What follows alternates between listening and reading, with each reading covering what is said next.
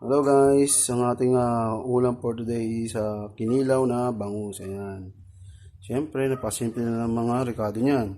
Siling green, luya, siling pula, sibuyas, kalamansi at pipino. Ayan.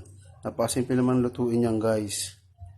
Yung ano pala dyan guys, yung ano na yan, binabad ko na pala sa suka yan. Halo ang ingredient. Ayan. Pipino.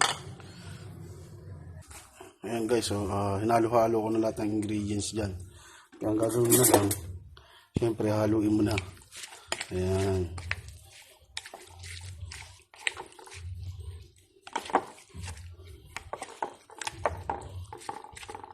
Ayan, okay. Parang mas marami yata yung pipino sa bangus Ayan.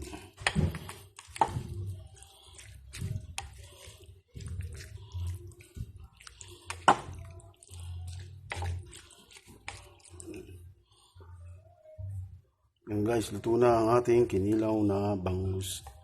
Thank you. Na ang ating kinilaw na bangus. Thank you.